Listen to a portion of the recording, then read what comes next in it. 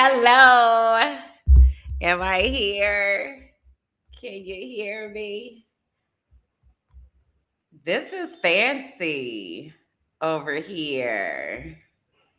Y'all know me. I go and I find the other places that we can stream from that are free. So today I'm over here on the restream. I really like what I'm seeing. Just a little bit outside is so active. I don't know if y'all can hear outside, but outside is so active right now. It is. Oh my God. Shut up. Shut up. So I'm over here on Restream this week because I've been looking for um new streaming platforms because I'm letting go of Zoom at some point in the very near future. And so I'm trying to like find the places that I can minimize the cost, if you will, and also set people up for success that I can tell them I've used these platforms and how they work and all that kind of stuff. So on the back end of the things that I'm seeing right now for anybody who streams, there's a landscape view and there's also a portrait view. And I'm streaming right now to YouTube, but it also had Facebook available. Y'all know I don't be going down there to Facebook. Um, and then I'm able to see the comments here in the studio.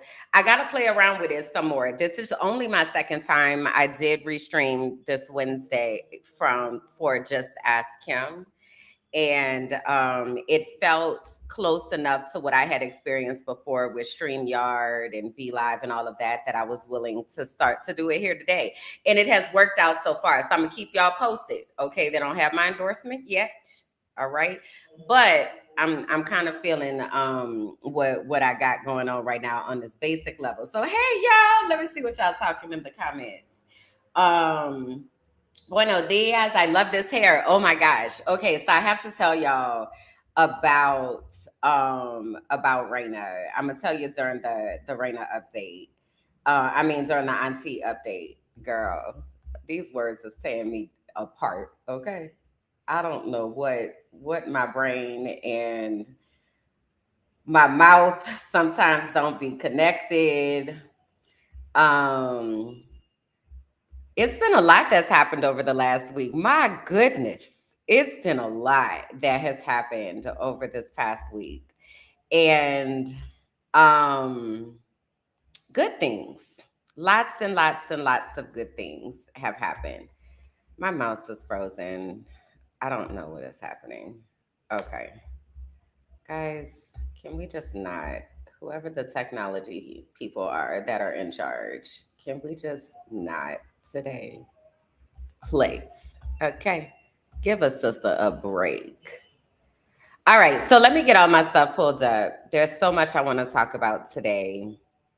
There's so much I want to talk about today. Y'all make sure that y'all are, if you're watching and you're not in the comments, please do come into the comments and please talk to the people that are in the comments because there are people here. Do you all remember that I was telling you that people were coming and there are people? They're here. So come and meet them. Okay. Like that's the whole part of the thing. Now, if you're watching this in the replay, what I need you to know is that I'm here every Saturday at 12 p.m. Eastern Standard Time until daylight savings time. Then it's going to be 11 a.m. Because when I actually get here is at 11 a.m. Colombian time because I live in Colombia. And our time doesn't change. But I know a lot of the people that are here are people who live in the US. And so I accommodate by telling the times in Eastern time. So then that means that y'all's time moves. And so then you have to figure that out. That is something, boy. The US know they just be contrary just to be contrary. Just to be contrary. The entire rest of the world does not do that. Well, they do have daylight savings time in Mexico. That was a lie. when I was living in Mexico City, also, if you're here for the first time, welcome. I have ADHD and we take the bus everywhere that it goes. But also, there's a plan and everything comes full circle. Okay. So, when I was living in Mexico City, um, I was working virtually across the US. I was living in Mexico City. And then I was already on like mountain time, I want to say, in the US. And then the US had daylight savings time. So then that time changed. But then I didn't know if Mexico had daylight savings time. They did, but turned out it was 2 weeks later. So it was like for 2 weeks I was on this time, then 2 weeks later it changed to another time. I used to be like, what time, Alexa? Alexa, what time is it where I am? Like, what is happening? Time zones are a lot. Time zones are a lot to navigate, and it is something. It's very. What's the word I want to use?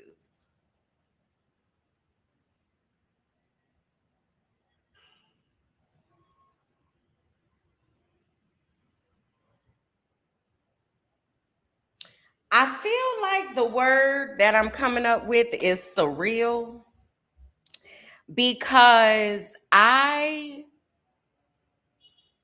never imagined being someone that had to navigate time zones like that. And I'm not just talking about time zones across the US, having to navigate time zones internationally. I have never thought that that was what I was going to do, even though that was what I had been told over certain periods of time. But I did not think that, see that, see this part, maybe is what I'm trying to say. Um, so it's interesting. It's very, very interesting. And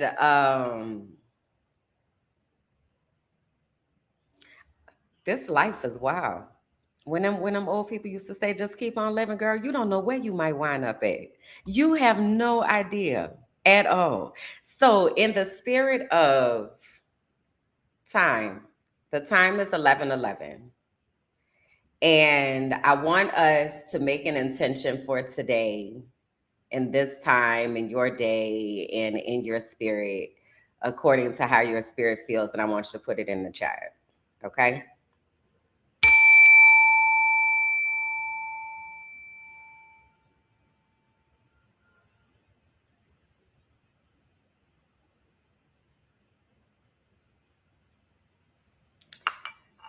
Lady Limitless, you just had oh, who you are over here, Sweet Limitless. Hey, you just had the sound bowls girl down there to that last guest that you had on the show. Baby. Oh my God. Did you get that down on your YouTube page already?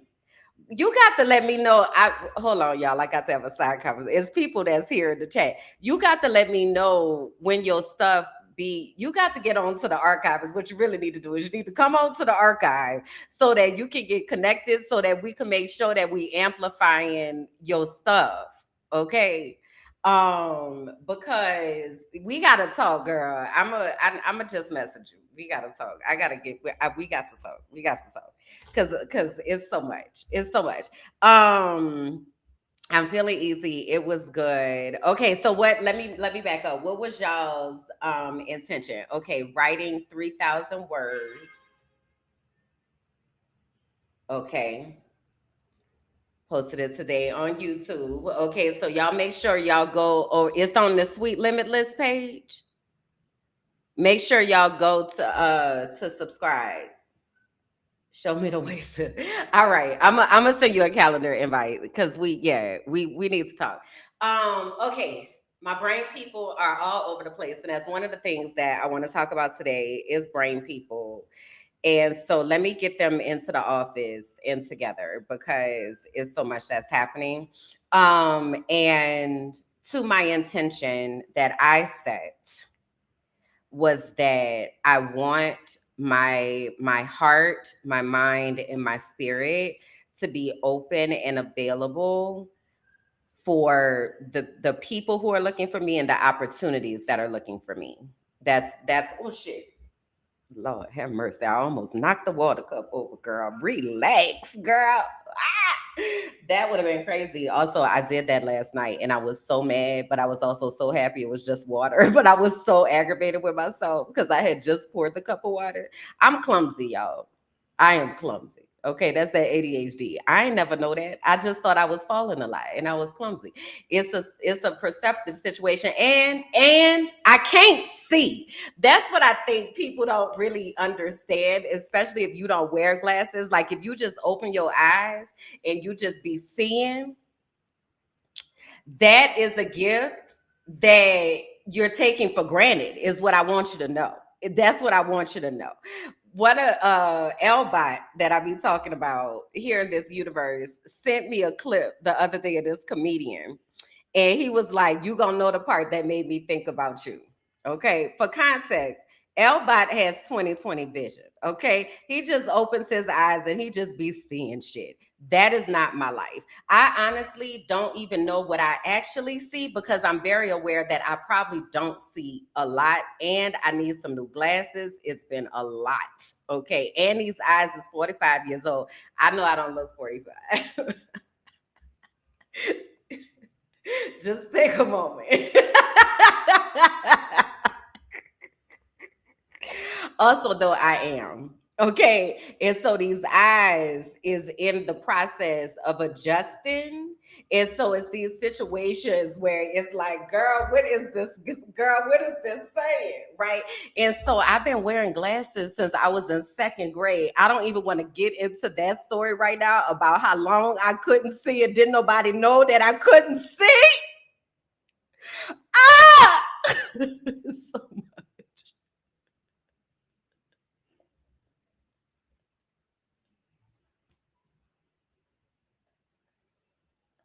bruh, I cannot see. Okay. And so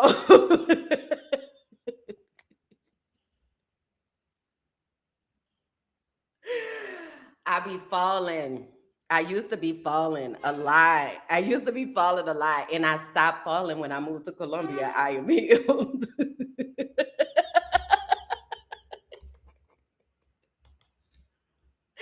I am so unserious and serious at the same time right now. I don't even think y'all understand. Oh God. But anyway, I saved a cup of water because of my ninja like reflexes. That's what I want you to- Girl, it's a party in my brain right now. It's a full on party. Okay, let me get it together. Oh my God. I am funny to me. I swear, if ain't nobody else laughing, I'm gonna laugh because I am funny. I am funny. Ugh, gosh. I don't know what is wrong with me, girl, but I love it. It is a good time over here. It is a really good time over here. I be telling you, y'all missing out, man. You know what's so crazy is there are people though in the world that actually believe that I am stuck up and unapproachable and I think I'm all that and insert whatever other thing here. And really, y'all, it's just that I got that tism, y'all. I got that tism. And yeah, this is what happens, right? But there are people that really like their narrative of me is very much that she thinks she all that and she better than me and us. Da, da, da, da, da. And it was probably just because I didn't engage with them because I don't be talking to everybody. I really, especially once I clock you a particular type of person, girl, we're done. Okay. I have zero words. And so I don't want to say anything unkind. So I just don't say anything at all. But please believe in my head and my face be telling. So I really had to work on having a poker face because I used to do observations for teachers, and I would be sitting in their classroom and like they nervous, they new teachers and stuff, and they're trying to put on a show, and I know it's a show. Right. And so this ain't what your classroom look like every day, girl. I already know. Like I already peeped it. But they putting on the show and they would be looking for me to like give them some kind of feedback on my face. And I would be sitting there like this.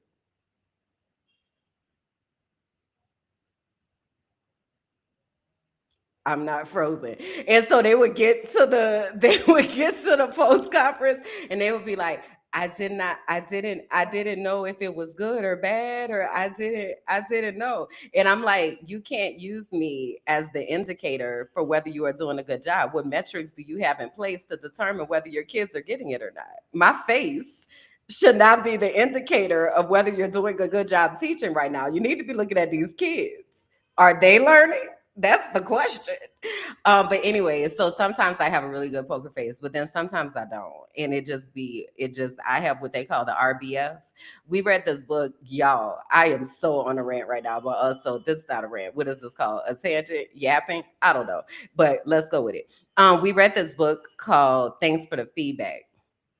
And in Thanks for the Feedback, it talked about having an RBF.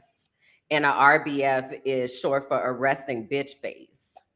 And so a lot of times people misinterpret what you feel, and like we're the type of people, and you might call it something else, right? But this is what the people and the Thanks for the Feedback called it.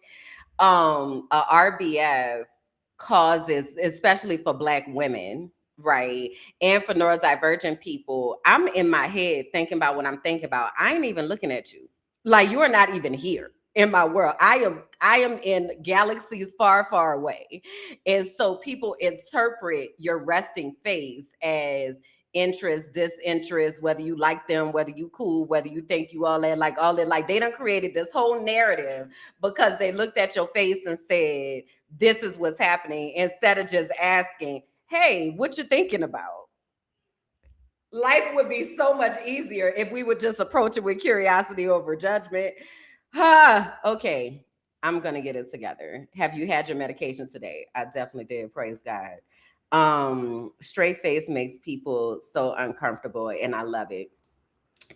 Yeah. But this is just my face, and so there are times where I've been in places and I'm just being in my face, and that is interpreted in different ways. And so I just wanted to say that for whoever needed to hear that, whoever needed to feel that and see that, that was for you. Okay.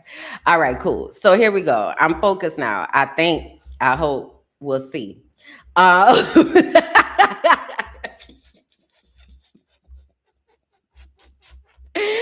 We'll see, because this is my first time over here down to this restream, girl. And let me get my eyeballs together. Hold on. See, I don't like when that box opens up. And why we doing that? I don't want to play this game. Okay, so here we go. This is the thing I'm looking for. Share tab. Here we go. Share. All right now. Sis in business, y'all. Hold on. I gotta put it in the full screen, girl. Okay. So today's episode is titled We Have to Save Ourselves. Okay. I've been saying this for a little while. And like I need us to like accept that. We have to save ourselves. So we'll talk about that today. Let's get started. Hey y'all, I'm Kimberland, and this is the Frolicking Truth, a soft space for Black women who are tired, brilliant, and ready to heal. Here, joy meets justice. We calm our Black ass nervous systems. We unmask. We leave behind whatever that is trying to kill us. You're seen here. You're safe here, and you don't have to do this alone.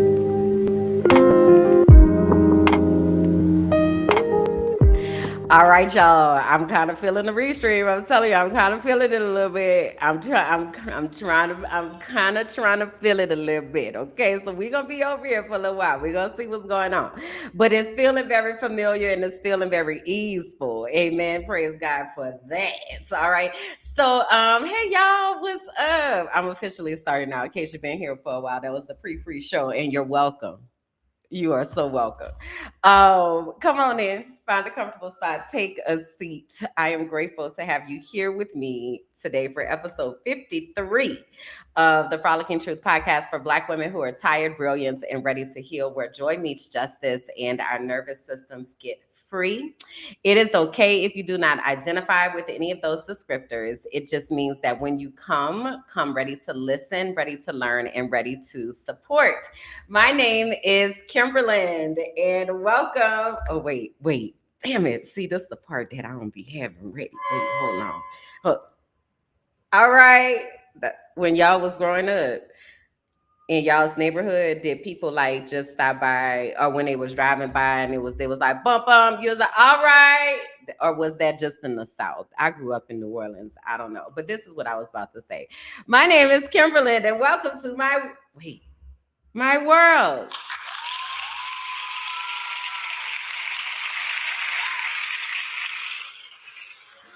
Now you know what I believe is they probably have a soundboard over here. They sure do. They got a soundboard over here in this restream, but I don't know. Oh, I can upload other sounds, yo. Oh, production is on the way up. That's what I want you to know. I'm not sold on them yet. They don't have my stamp of endorsement, but I'm telling y'all, I'm checking it out. We're trying to see. But anyway, so my name is Kimberly. Welcome to my world. And girl, my brain is all over the place, but also it's a really good time.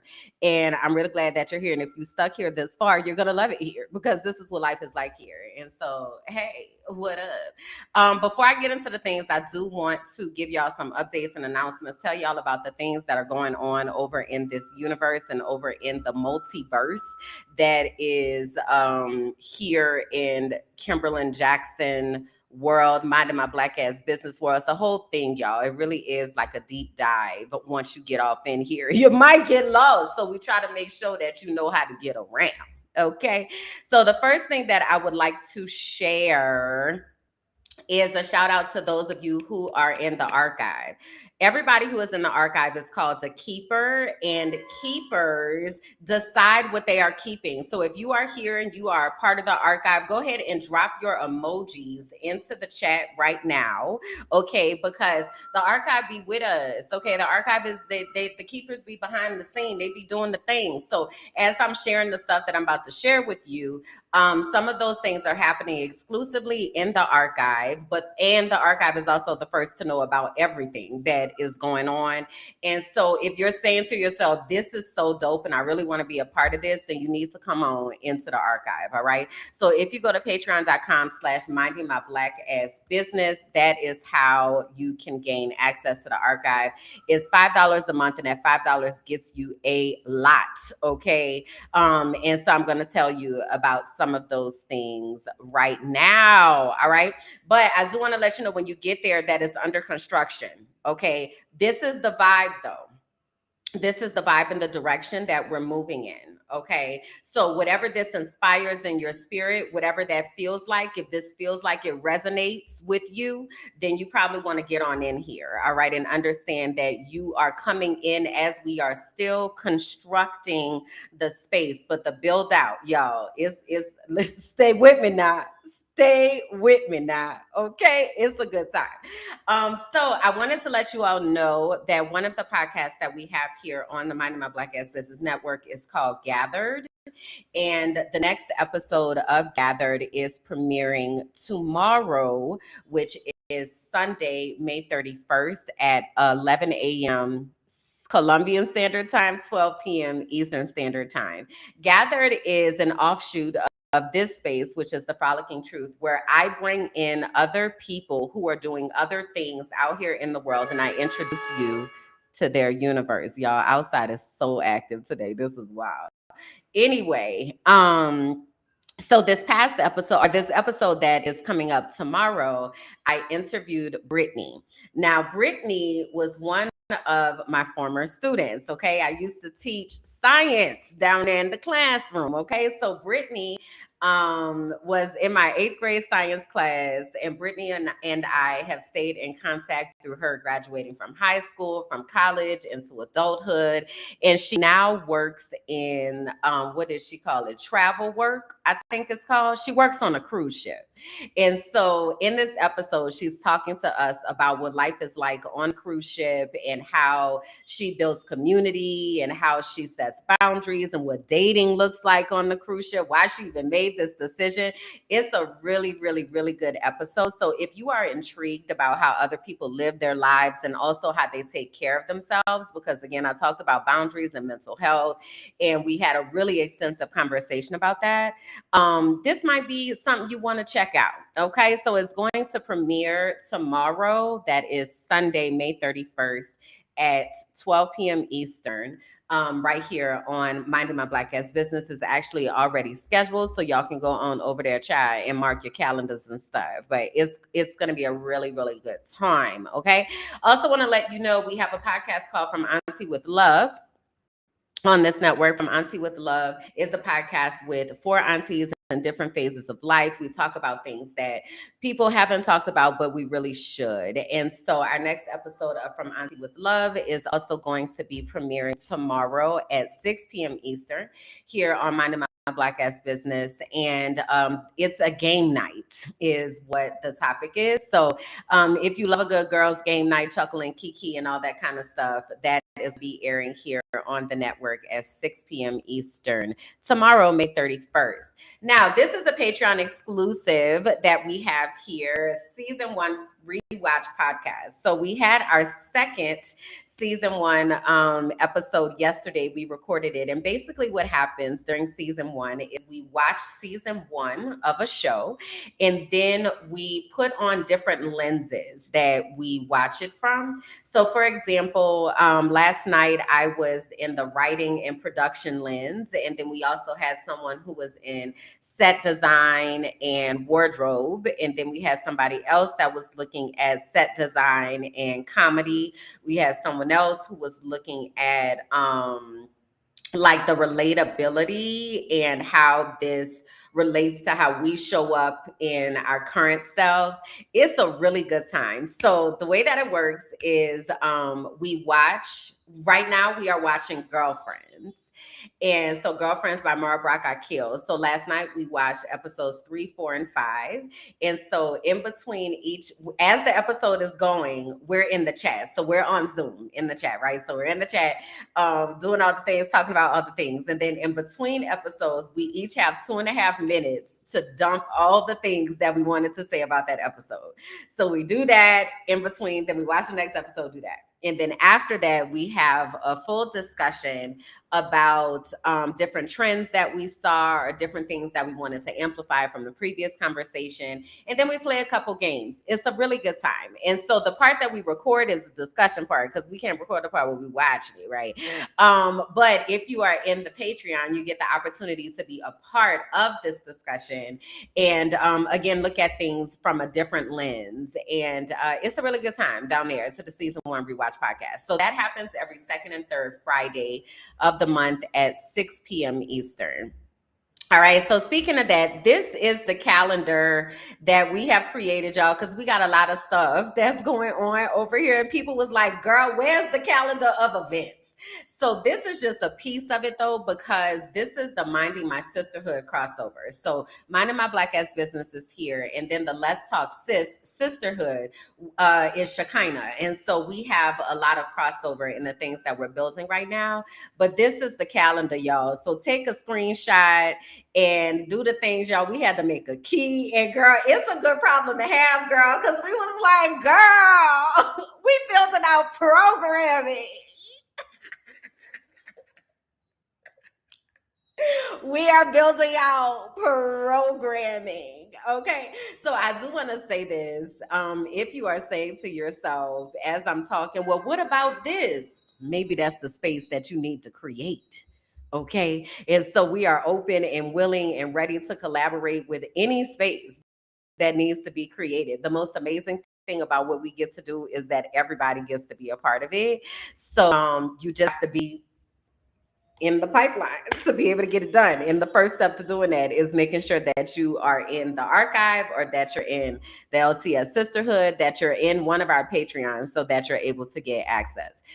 So speaking of that, I had mentioned earlier on Wednesday that I was seeing every Wednesday I sit and talk to the inner circle. That is my collection, my group of folks up in the archive.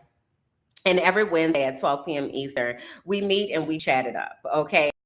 And all sorts of things can be talked about in that time. That is usually when I share updates about what's happening, is where I give insight into what I've been thinking about and talking about. It really is an exclusive, and I don't mean exclusive in a what do I want to call it, in a way where you aren't able to have access.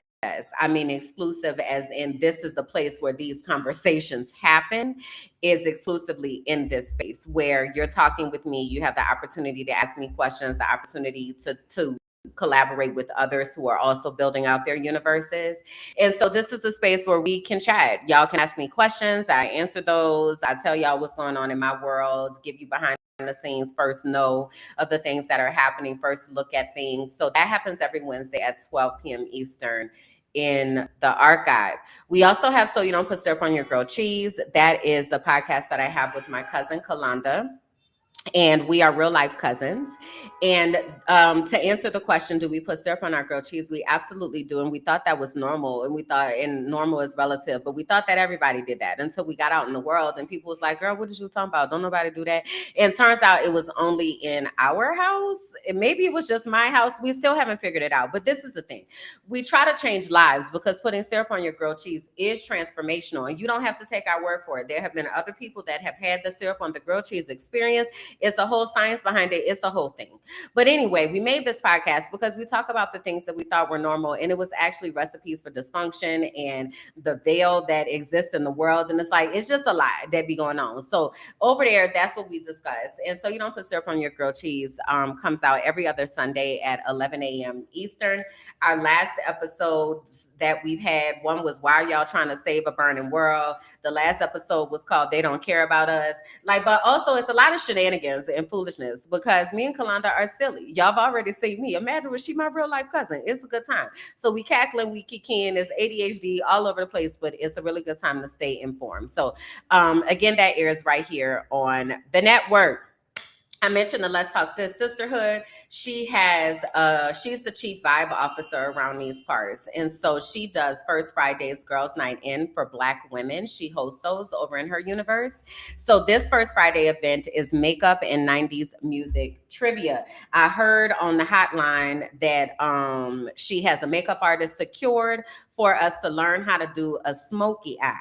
Okay, so if that sounds like something that you might be interested in, or you like 90s music and trivia, or you just like kikiing and cracking up, because girl, it'd be a good time. It'd be a good time down there to the First Fridays. If you are a Black woman, this is totally free. All you have to do is register at tinyurl.com/LTS Girls Night In. It is taking place on June 5th from 7 to 10 p.m. Eastern. So if you're not a Black woman, tell a Black woman about it. She might need to come on down there and do some laughing and kicking with the girls, okay? We also have in this universe a healing circle that we host every second Saturday of the month. The healing circle is a space for Black women to reconnect to their bodies and their breath. And this is in collaboration with Vanessa, the well educator, who is a trauma-informed educator.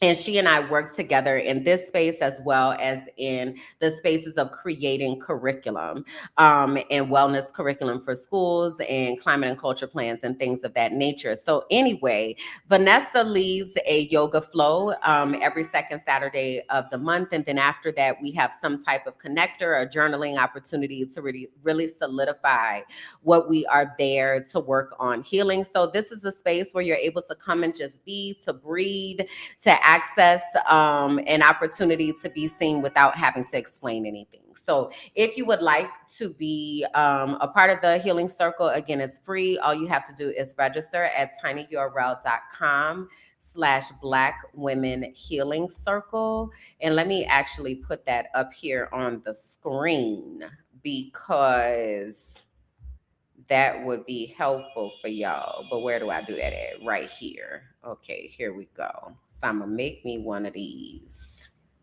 Um,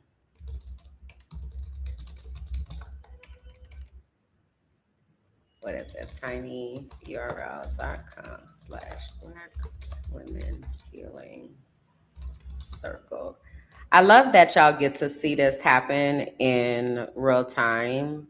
Um, because I'm not gonna have to do this again because I'm programming it here into this thing right now. So Naya, I know you here. We probably gonna get up in this restream. It's probably what we're gonna be looking at for the things that we're working on because I'm feeling kind of good about it. I'm feeling kind of good about it. But anyway, so if you are interested in being a part of the healing circle, again, is for Black women. All you have to do is go to tinyurl.com/Black women healing circle. All right. All right.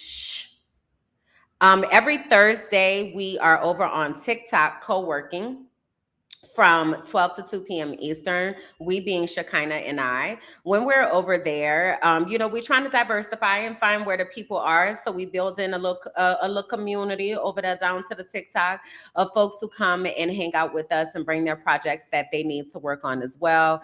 If you've ever heard of body doubling, it is a concept where you are you're working on what you're working on, somebody else is working on what they're working on, but their presence kind of makes you feel energized because sometimes, especially as neurodivergent people, we have task paralysis. And so this is a way to be able to help support ourselves with that. So we do that by showing up every Thursday from 12 to 2 p.m. Eastern on TikTok. When we are there, we do three different things. So we do a mindset moment where we talk about how to get our head in the game. So we might do a meditation, or one week we talked about what games do you play on your phone so that you can like decompress and kind of get your head together. And so we talked about that. We've talked about what our morning routine is to help us get ready. So we have those kind of conversations. Then we do our co-working. We've had times where we've built out pieces of the universe right there on TikTok. We've worked on curriculum right there on TikTok. We've shared behind the scenes about the comic books and animated things that we're doing. Like we've talked about it right there on TikTok. So if you've been there, you've had access to hear about it, but it is live. And then after that, we record Brands, Business, and Boundaries. And Brands, Business, and Boundaries is a podcast where we talk about those things: our brands, our personal brand, our business, and how do we put boundaries in place to be able to support ourselves without burning out. We've talked about, we did a manifestation exercise actually, and one of those things came true the other day. We have talked about visioning, and we've talked about microaggressions. Like there are all sorts of conversations that come up. So anyway, what I'm saying to you is if you be down there over to the TikTok, come and hang out with us because we be working and we be doing the things. Okay. Also want to mention Found Her Future Collective. That is, girl, they said, let's get it. Let's go. Founder Future Collective is our internship program. This is an internship program for women who are 18 and up, not necessarily Black women, but we are Black women centered and focused. So if you are right with that, we are right with you. But in this process of Found Her Future, women are able to come in and they have access to Discover Your Destiny, which is my Anchor life coaching program. And then they find out their spiritual gifts, they find out who they are, what impact they want to make on the world, and then we take that and then we build that out. So the second part of Found Her Future is called the Metamorphosis, where the young women, and it's not just young women, actually, it's women of all ages, but women are able to build this out. So they're going to walk out of this process with certifications. There are two people that are working on their life coach certification. There is a woman who is building out her universe from scratch. And so we're going to have a presentation, if you will, called The Chrysalis, where we're going to invite people to see what we do over here and how we build this out and introduce them to this world. So we are in the middle of our very first cohort, and it's just so phenomenal to see things talk that you once talked about, like manifest in real life. It's just the dopest thing ever. So anyways, if you are interested in learning more about Found Her Future, let me go ahead on and put this up here. And you're going to go to tinyurl.com/found, FOUND, her HER future. And there you will be able to read the letter to understand what we do. The application is there. We accept applications on a running basis, but we only have one cohort a year. So we'll have our next cohort next year. And so anyway, if that sounds like something that you or somebody that you know might be interested in, tinyurl.com/found her future. And I don't think I said this, but I do want to be intentional in saying the reason that Found Her Future was developed was to support women in either rehabilitating from toxic work environments or putting them in a position to never have to ever go into those work environments. So keeping us in a space where we are able to protect ourselves and work in safe and protected containers where we can be our full selves. One of the ladies was sharing the other day, she was like, I never in my life, what you say, I never, when people say come as you are, like I've never really done that until I started like working with Kimberland and like being in this universe. She's like, I really be coming as I am, because she was in a pink robe. And she was like, I used to didn't do that, but like I really be coming as I am. And I'm like, yeah, girl, I don't care what you have on. I don't care if you're standing on your head working on the sofa, girl. Do you have the things, or like what are we talking, like it's a really cool thing to be able to be a part of, and I'm just really excited for you all to see it as it is developing. So having said that, I mentioned discover your destiny, and so I do want to take a moment here because I need to drink some water, and also we're getting ready to transition into the discussion and stuff. So I do want to take a moment here to just give you an opportunity to learn a little bit more about discover your destiny and what happens in that container. What if the thing you've always called too much was the exact thing God designed on purpose? This is for the ones who've always known they were different. Too sensitive, too loud, too knowing, too intuitive, too woo woo. But what if your sensitivity is actually your superpower? What if your intuition was your inheritance? Discover Your Destiny is a 10-week sacred journey back to yourself. We explore the design of your soul, your spiritual gifts, and the unique way that God speaks to you. This isn't church. It's not a rule book. It's not a performance. It's the moment you stop chasing approval and start walking in divine alignment. You'll gain clarity, language, and confidence around who you are and what you are here on the earth to do. You'll learn the real voice of God. And if you feel called to go on to become a certified intuitive melanated life coach, this is where that path begins. There are 2 ways to enter this sacred container: the Destiny track, full investments and coaching experience, or the Divine Exchange track, where internship meets soul work. You'll support podcasting, content creation, or brand development behind the scenes while learning how your unique gifts benefit the collective. Your knowing isn't a flaw, it's the fingerprint of God. This is your invitation, and I hope that you'll answer.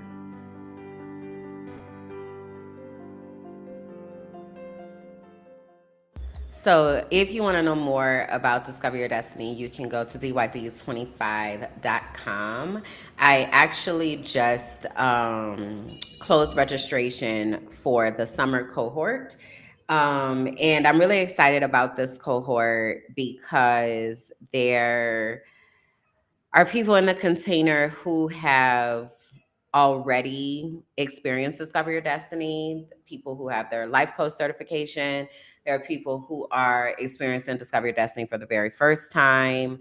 There are I'm getting a water alert in the chat. I drank the water. I was just doing it off camera.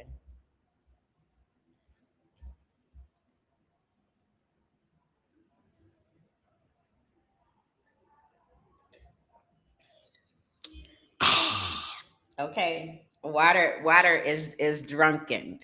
Um but there are healers and astrologers and sound healers and yoga practitioners and um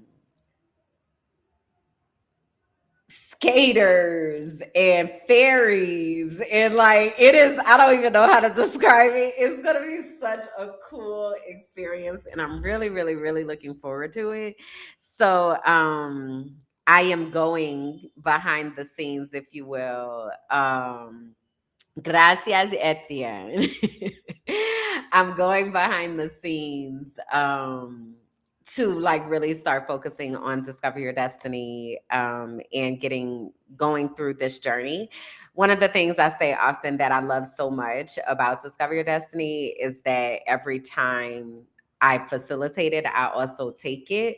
And so amazing things are birthed out of that. And you all have seen this, right? It was approximately probably Jesus words. We finished the last cohort of Discover Your Destiny on May 7th. So it was probably, we started in March. So it was somewhere in the middle of March or the beginning of March that I said, I don't know, I'm about to do Discover Your Destiny. And I said, I'm going to walk y'all through the process here on the Frolicking Truth. I told y'all, I said, I'm going to tell you who I am, who I try to avoid, who I avoid being, the impact I want to make on the world, the steps I need to take to get there, the obstacles standing in the way, the boundaries that I put in place and able to protect it, and the self-care that I implement in order to ensure that I don't burn out. And I took y'all on that process. And I said to y'all during that time, I said, watch what God is finna do. Watch. And is y'all watching or not? Because like stuff is happening to the point, y'all. I think I shared here. Yeah, I did because I told y'all I had wrote this 4-page letter. Right. By the way, I'm moving into the section that is called. Come on, girls. This got banners and things. The Auntie Check-In. Okay, the Auntie Check-In is the part where I tell y'all what's been going on and what's the things, so we can talk about the things and get into the things, girl. And so I had wrote this 4-page letter because a lot was going on. This company that I was working for, that is an incorrect statement. Let me retract that and be very intentional with my words. This company that I was contracting with had stopped fulfilling the contract, and then the company wound up liquidating and going away into bye-bye land. If you're watching this live, come say hi in the chat. Come say hello and come meet the people. And so we just kind of was like, they're not paying us, and they owed me money that I needed to live. Okay. So it got to the point where I was just like, I don't know what else to do. I don't know what else to do. I don't know what else to do. And I wrote a 4-page letter. And in the 4-page letter, I shared what was happening. I shared the urgent needs. And then I also shared like the different things that I need support with. And so I'm going to put the link to the letter here in the chat. And then I'll put it into the description. Read the 4-page letter here.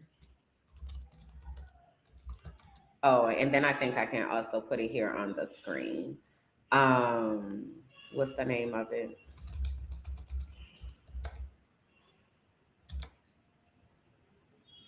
Oh shoot. I gotta put the whole thing. Hold on. Dag nabbit. Read the 4-page letter here. HTTPS tinyurl.com/the truth jar. All right. And then I'm gonna copy that and bring that over here. Boom. Delete that. Boom. All right. So that's in the chat. Oh, you know what? I think I could have did that over here, huh? Sure coulda. Sure coulda, girl. I'm learning. That's all right though. That's quite all right. Y'all learning with me in real time, baby. I'm here for it. I'm here for it. How do I make this? Oh, a ticker. They have their own section. All right. So I'm going to put this on the screen for y'all. In case you want to be nosy or in case you want to be a blessing. Either way, I invite you to read it. Okay. So you can read the 4-page letter that I am referencing at tinyurl.com/the truth jar. But basically what happened in that letter is I shared like I don't know how I'm about to pay the rent. And like this is crazy because I am owed money that should be allowing me to be able to do that. And it has not come. And I don't know what else to do. And so many people sent money, good energy, blessings, connections, collaborations, and the doors have opened from so many directions. And like, I have been swamped in a good way. In like, okay, so I need to like do this and connect with this and do that. And like, okay, let me get this on the calendar. And okay, this is a strategic thing we need to do. Like, it has been such a blessing. And I just want to really thank those of you that read that and sent your support. It really, really, really, really, really helped. And everything is not completely out of the woods yet, but I am at a place where I know the rent is paid for this month, and I am able to do the things I need to do to be able to get the things going. Okay. And so anyway, there are several things that are in the pipeline that are really amazing. And I believe that those opportunities are going to open a lot of doors for myself and for the people that I collaborate with in this universe. And it is just so wild to watch. I've had these moments where God is like, you need to say this and you need to do this. And I don't be wanting to do it. I don't be wanting to do it, but I be doing it because that's what I'm supposed to do. And that's what I know, like, my spirit is calling me to do. But, like, oh my God, I don't be wanting to do it. But the not wanting to do it this time was really writing that letter, because that letter helped people to know that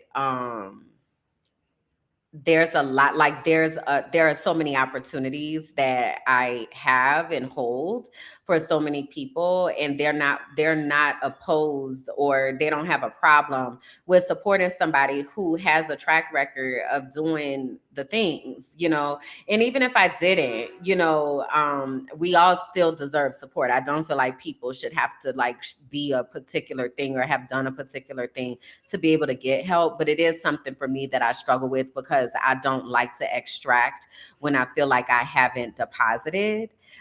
Even though I recognize my life and my presence is a deposit, that's something I'm working out. It's something I'm working out. I'm working out. Okay. We'll just put it there. All right. So if you're a mental health specialist, feel free to chime in and name it. Okay. But yeah, that was a huge step for me. And so I do very soon believe that I will be able to sit here and like report different things and contracts and collaborations and all that. Like, I'm really, really excited about what is coming up. So that's where I talked about that in the Truth Jar letter. And that is what I am calling anytime that you feel like you want to make a deposit into my life. The Truth Jar. There's the Truth Jar and there's the Frolicking Fund. The Truth Jar is like, girl, you talking good, sis. You talking good. You talking good. And then the Frolicking Fun is, girl, go and skip around the park, girl, and go blow some bubbles. Go buy a plant. Like, those are the ways that you all can support me and support this work that I do. So I wanted to say that as well, so that that question can be answered. Now, let me get into things, girls. So um, let me back forward. So July is coming up, and I am going to be taking a break from spaces like this. So public facing spaces. I'm still going to be over on Patreon. Okay. But also, if y'all watching live, tap the screen for me, at least. Tap the screen, drop some emojis in the chat or something. Hey Jasmine, interact, okay? Like, and if you're watching live and you're able to come into the chat and talk to the people. They're in here. But anyway, July, I really need to like take a step back to get some things in order, because I told y'all the people is coming, right? So I want to make sure that we're able to receive the people as the people comes. Okay. So I'm going to be taking a break from public facing spaces, and I'll still be in the archive and talking to the keepers in the archive, but I need to like use this time to be able to get some things in order and to like open up some spaces on my calendar to have some meetings about systems and securities and all sorts of things, y'all. So I said that to say I am looking into how to do a marathon, because some of y'all just getting here, girl, and we've been here for a minute. We've been here for a little minute. Minding My Black Ass Business started in 2022 after I left the US in 2021. And it's a whole journey. And so I want people to be able to like really understand the journey, because it has expanded from me and the things that I am doing and the things I have experienced to bringing in other people into the universe and like amplifying them. And now it's a whole network. Like it started out as a clap. This is one of the things. It started out as a clapback and now it's a whole movement, right? So during the month of July, my plan, I hope this works out. Now, if you somebody who know how to do this, come holler at me, all right? My plan is I want to have marathons. And so like have a day where it's like I have the school improvement in Pennsylvania marathon. That's how this all got kicked off. Or we have from Auntie with Love marathon. So we play all the episodes. Or we have a So You Don't Put Syrup on Your Grilled Cheese marathon. So you can see that evolution. When we started, Kalanda was still in the US. Now Kalanda frolicking about. Well, she here in Colombia right now. But she done been all over the place, all over the world, right? And so y'all got to get that history in. You feel me? Because it's gonna be a quiz one day. And I've said that quite a few times. And I don't know if y'all really believe me, but I mean what I say now. All right.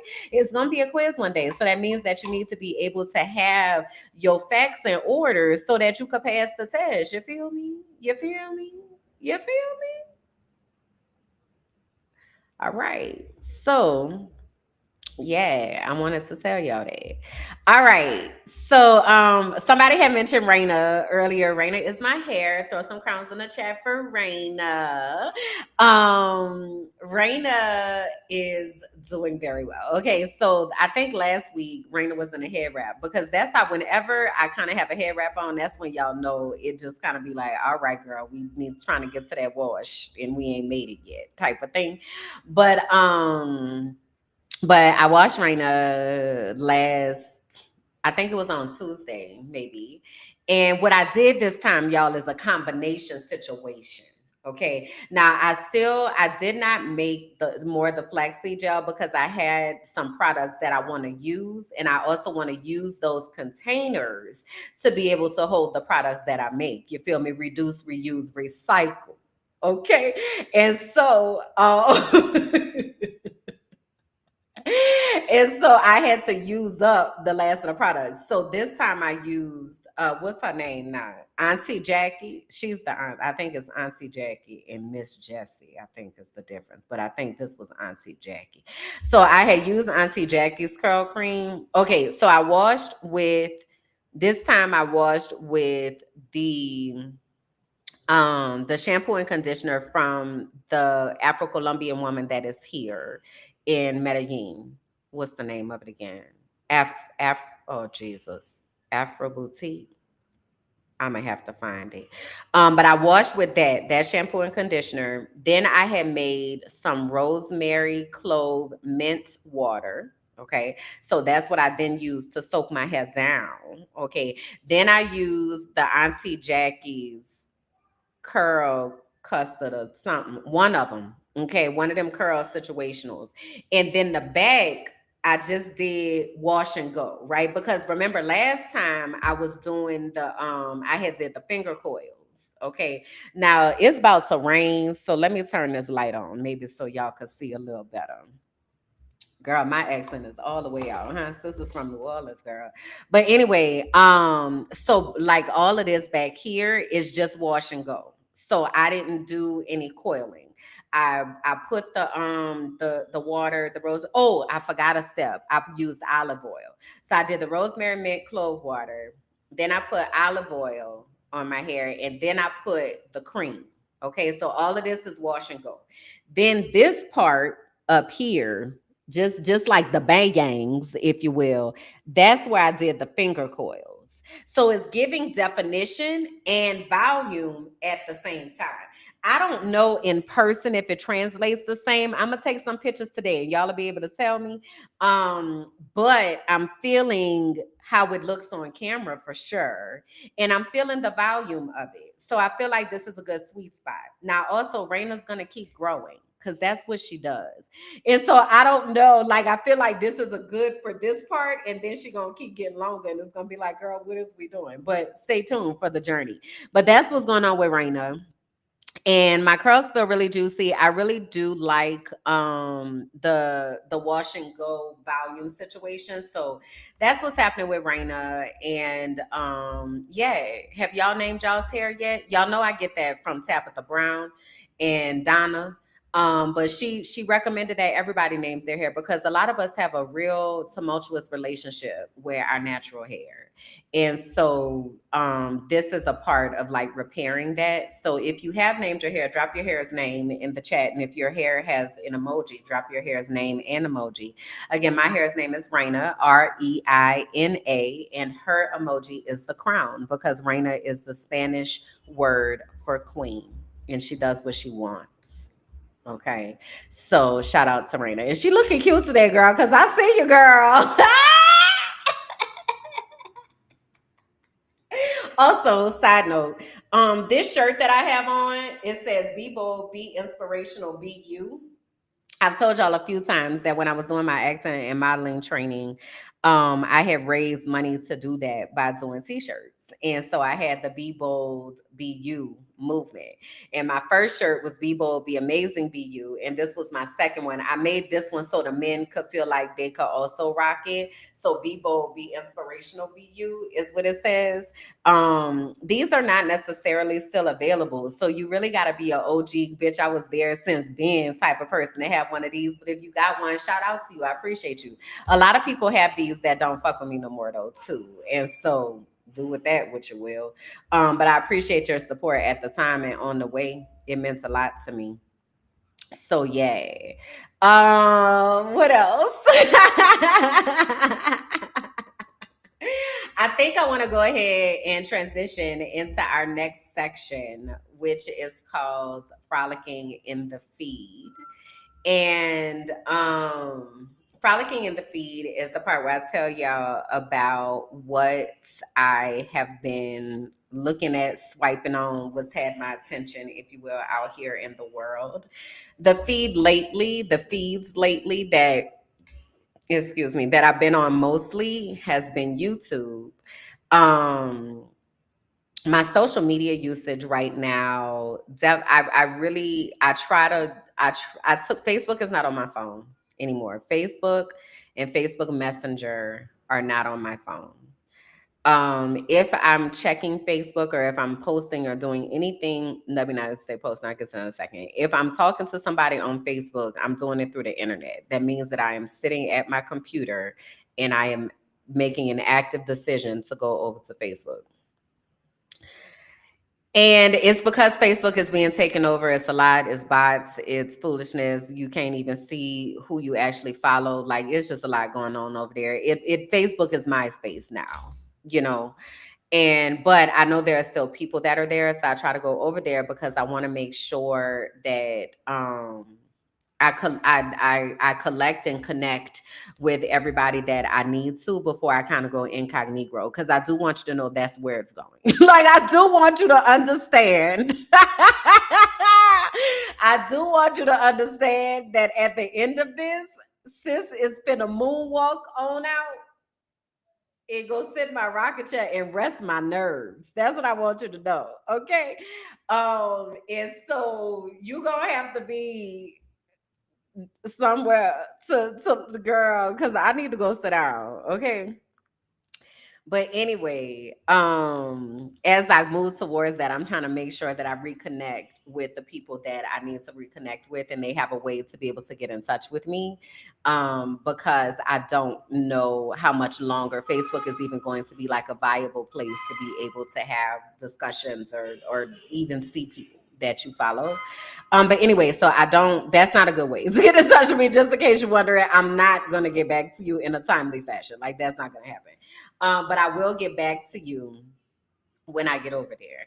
So I don't have Messenger on my phone. So if you're sending me things on Messenger, I'm not really getting it until I'm in that container. All right. But I am checking because there are like people, again, like I said, that may be trying to get in touch with me. Instagram, I be on there. I post. I try to remember to post. I don't post every day, but I definitely post every week. But I will post over there on Instagram. But usually once I post, I kind of get out of there. If I am scrolling, I may give myself 15-30 minutes to scroll with intention of like looking for something. So I'm looking for podcast topics, or I'm looking to see what is happening in the world, or I'm looking to see, what the conversation is right now, if there's anything that I need to know about to be able to let y'all know about. But I'm not really too much on there scrolling too much. And so one of the places that I've spent a lot of time frolicking, if you will, is on YouTube, because YouTube gives me a way to be able to both learn and find entertainment and find thought-provoking conversations and things. Wednesday, and just as Kim, I was talking about Kiki Palmer and Sean Evans. I don't know if y'all follow them, either of them. Well, y'all got to know who Kiki is. If you don't know who Kiki is, girl, what you doing with yourself? Tap in, sis. Or sir, or days, non-binaries, get it together. Okay. Um, but anyway, Kiki has a podcast called Baby It's Kiki Palmer. And Sean Evans is the host of Hot Ones. So he be over here on YouTube, people be eating chicken wings and different celebrities and stuff. And he's a really good interviewer. So Kiki has been on Hot Ones a few times. And now Sean done had Kiki done been on Hot Ones a few times. And now Kiki has had Sean on Baby This Is Kiki Palmer. It was so cute. The last time Kiki was on Hot Ones, they had kissed because Sean has been out on podcasts talking about he got a crush on Kiki. So of course people said that they're like, girl, he like you. Now Sean Evans is a white boy, but he's also like swagalicious. He's the kind of white boy that you would be like, okay, now let me see. Now you might just happen to be white. See, I have categories of people. There are white people, there are people who happen to be white. White people do not know that they are white. They very much use their whiteness in ways to weaponize against other people, and they are willing participants in white supremacy culture and white inferiority complex, and like that's white people. Then you have people who happen to be white. These are people who understand that because they live in white bodies, have certain privileges that are afforded to them. They understand that those privileges can be weaponized. They use that privilege to be able to affect change. They are co-conspirators in the fight for humanity. They are actively decolonizing and deconstructing and dealing with their own trauma and their white guilt and their things that they're the traumas of their ancestors and their epigenetics and all of that kind of stuff. Those are people who happen to be white. I'm cool with people who happen to be white because y'all in the process of getting your shit together. Now, Sean Evans seems like he's just so happens to be white, but they are so cute together. He's not giving white boy, entitled at all. And so watching the two of them together, I was in here kicking my feet. Okay, I'm like, okay, Kiki. Okay, girl. It was so cute. It was so cute. But I really like Kiki Palmer, and I appreciate the way that she shows up, and she's on her journey, and everybody is in their places on their journey of awakening and understanding and all that. Um, but I appreciate the amount of wisdom that Kiki has. And she just recently did a TED Talk. And in the TED Talk, she talked about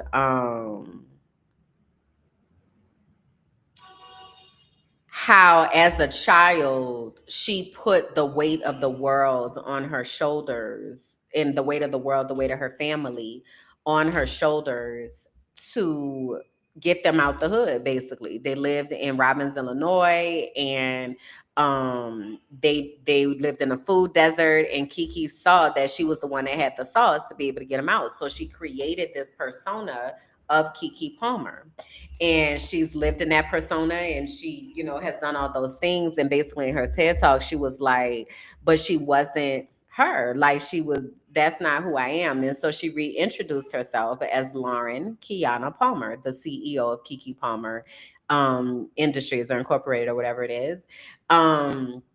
So anyway, it's just really dope to see her in this era right now. And she's an example of, she was on Good Morning America, one of them shows, one of them morning shows. And I don't really know what happened and why she didn't get it or whatever, but at any rate, she created her own lane. She said, that's fine, baby, because the people are here for me, is what I need you to understand. That's cool. Let me go over here to my own space and we finna live it up. And that's what she did. And so she created Key TV, and she's got Baby This Is Kiki Palmer, and she's got a whole thing that she's doing, music and all of that, a whole multiverse. Okay. So I appreciate that and I respect that and I love that. And I want my girl to be happy. You understand?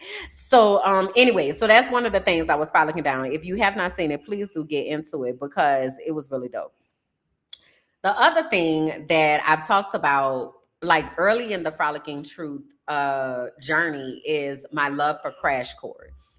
Crash Course is a YouTube page where they talk about different courses. You can take a crash course in biology, organic chemistry, in psychology, in botany, history, Native American studies, sex liberation, women's rights. Like, if there's something to be talked about, they might have a crash course down there to the crash course page. And so, along this journey over this time, I've told y'all about the crash course that I was taking for Native American and Indigenous. That's the word I want to use. Indigenous peoples, their journey. And so I don't know if I finished that crash course because sometimes they'll have breaks and it don't like post every week. And then I got the ADHD girl, so I forgot. But anyway, it came back up in my algorithm the other day. And this crash course came up about religion and cults. And I was locked in because I have told y'all when I said, who I am and who I want to avoid being. I've shared with you that I am a dream awakener and a heart revealer. A dream awakener in religion and church world, specifically Christianity, is known as an apostle. A heart revealer is known as a prophet. And so I'm very, language is something that is important to me, and words, because words have meanings. And one of the things that we've seen over time is that words are used and bastardized in order to be able to create a different narrative. We've seen that with DEI. We've seen that with woke ideology. We've seen that with trad wives. There are so many ways that language is being weaponized right now. And so I try to be very intentional. Let me not say try because that's a lie. I am very intentional about the words that I use and my understanding of what those words mean and the definition of those words and the context of those words, as well as the connotation of those words. And so looking at a word like cult is a word that causes a lot of feelings and fear um and trepidation. And for me, it makes me very curious because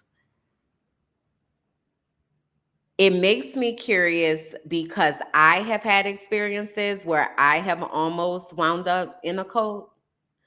I know people who have been in cults. I know people, and I'm getting to know people that are getting out of cults. So clearly, this is a thing that cults be out here, right? And so I want to one make sure I don't get caught up. I need to know what the language is, and if you saying certain words that I need to know, like there this concept of dog whistles, right? And dog whistles are that dogs' ears pick up sounds at a certain frequency. And so they can hear things that we as humans cannot hear. So a dog whistle is at a frequency that only the dog can hear. And so to you, it don't sound like nothing is being said, but at or done. But the dog is like going crazy because somebody's using this dog whistle. That concept is something that consistently happens, especially in the United States, and the way that propaganda is set up. Okay. And so I'm always trying to make myself more aware of the different dog whistles that exist in these toxic environments so that I can stay away from these people and so I can warn others. And so that manifests in my curiosity behind cults because they had to say something that brought you in. But then at what point did you realize that, oh my God, this is a code? Or like, we got to get our spidey senses up, if you will. So I feel like, okay, let me try to figure out what the thing is. Because at some point they always turn crazy. And crazy is probably not even the best word. I don't even know the word. I know what the word is. Abusive. They always turn abusive and toxic and harmful and traumatic is what happens. And the people that wind up in cults are people that are looking for community. They want to be connected. And so they fall into these situations in communities that are there to cause harm. So, what are the ways that people show up? What are the things that people might say that lets me know that these are not safe people? Shout out again to the episode of Gathered that's premiering tomorrow with Brittany because she talks about this book called Safe People that I had actually never heard of, but I've read another book by the authors about boundaries.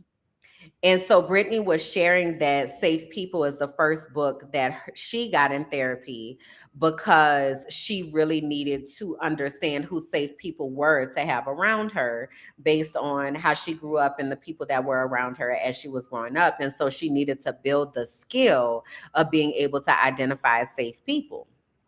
And so she shares what she learned in the book, and there's a whole matrix and all that kind of stuff. I have not yet read the book, so I'm not going to sit here as an expert on the book. But I do think it is a book that we could all benefit from reading, and it is a book that I now have on the list for the book study when we get that started, which I think will probably in its first iterative form will probably be in the third quarter of this year. Um, and then really next year is when we'll really launch the book study so that we can do some community learning, if you will, and community discussions and stuff. But anyway, Safe People is a book that I kind of amplify because I'm like, girl, I ain't never heard that book, but also it's by the same authors that wrote Boundaries, which is a book that I do carry with me.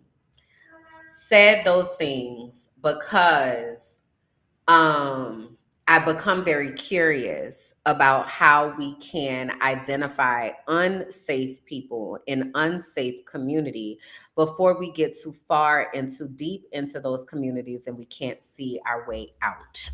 And so I was in the crash course about cults and cult language.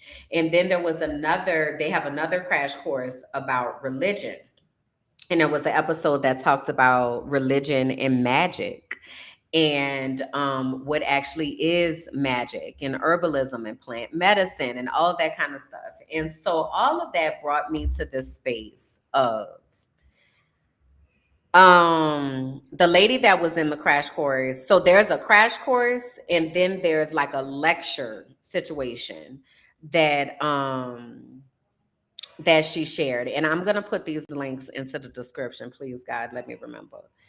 Um, but the lady that was doing the lecture is like a 45-minute lecture, and she was talking about how she's a linguist, and she was saying that her father or her grandfather, it was either her father or her grandfather, were a part of a cult, and the way that I think it was her grandparents moved to be a part of the cult. Her father was there as a child, but then the way that her father got out of the cult was through research and science. And I thought that was really interesting, being a scientist, because over my life, I have very much been in situations where if I now step back, I'm like, that was a cult. I have gone on record as saying things like churches are gangs and churches are cults, many of them, many of them.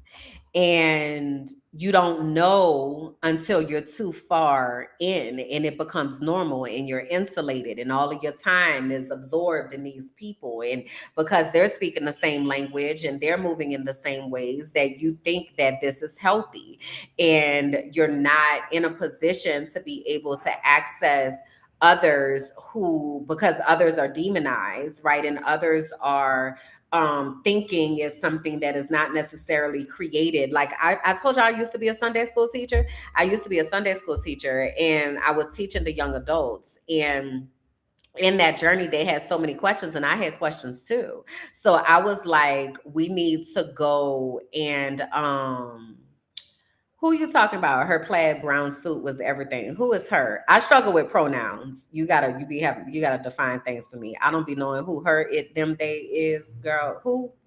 Um, but anyway, as I was teaching the Sunday school class, they had a lot of questions, and I did too. And I figured that it was best for us to figure those questions out together. Like that would be the best thing for us to do, and to ask ourselves where we sit on that, and everything.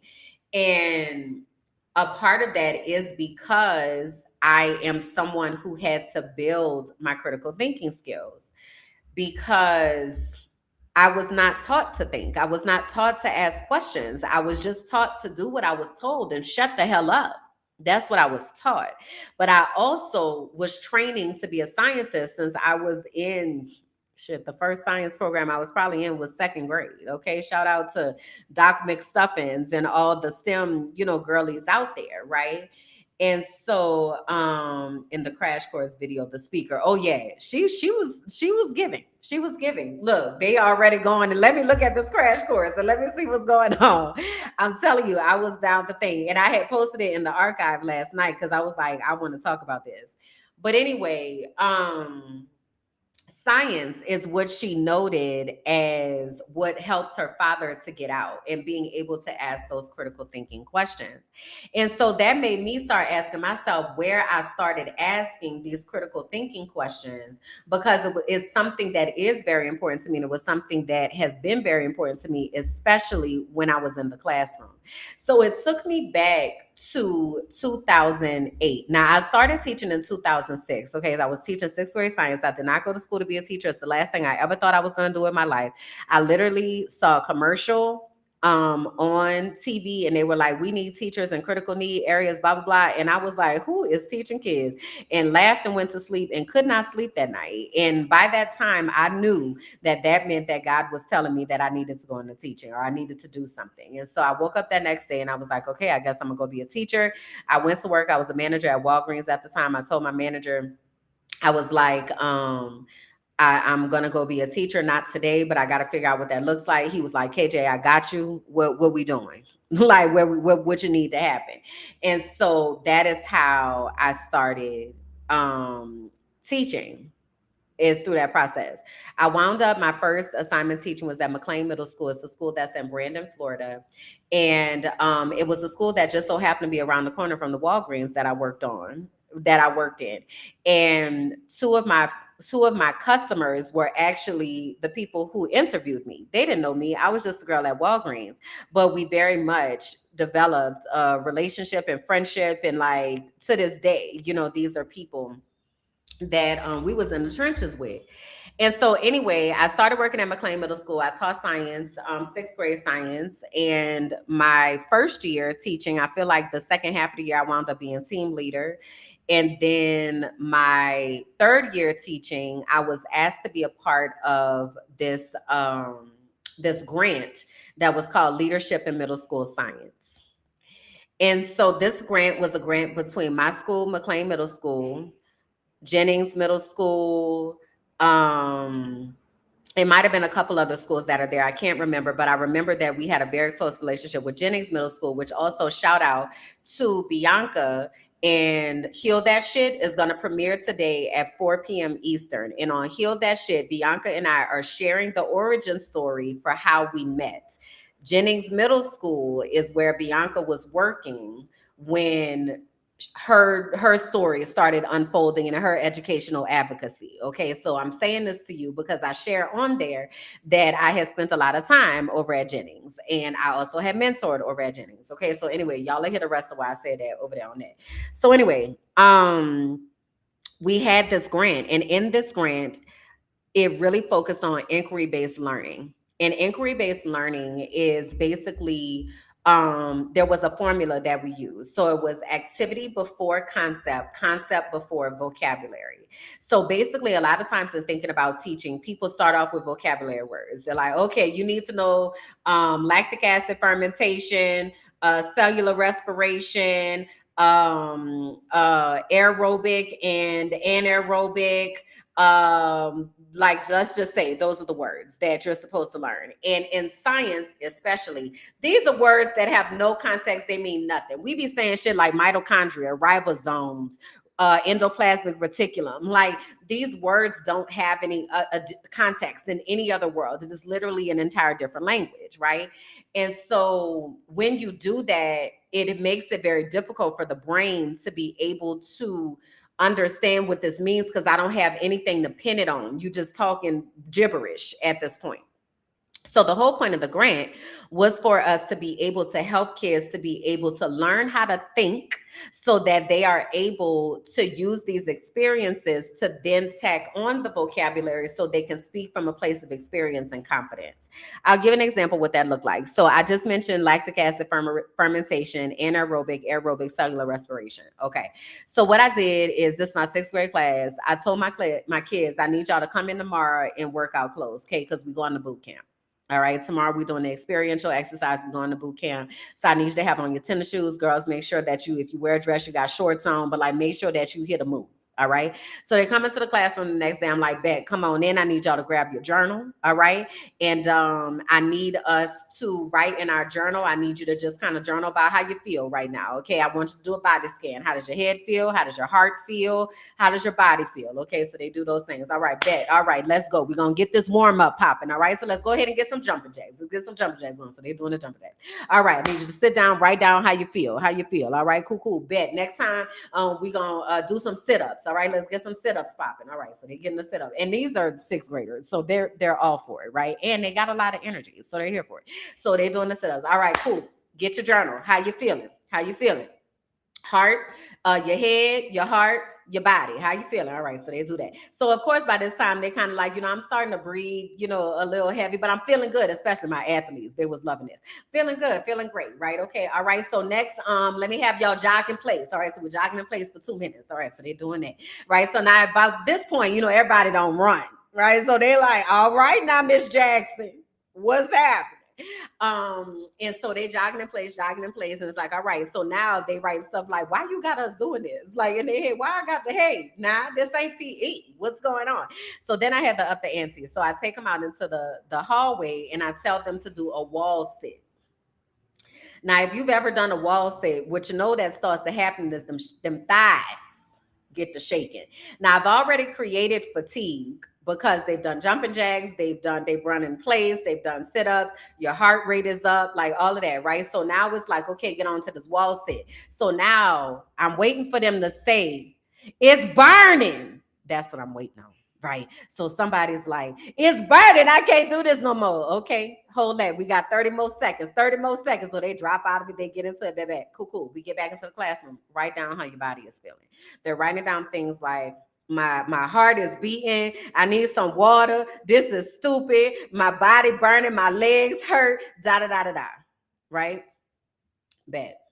Go get some water. Take a break. Now, somebody said something to me about it was burning. When did that start happening? Was it burning at the beginning, or when did the burn happen? Well, I wasn't, and I'm gonna fast forward y'all through it. I wasn't breathing. because I was out of breath and I was holding my breath, and then my muscles started burning. Bet.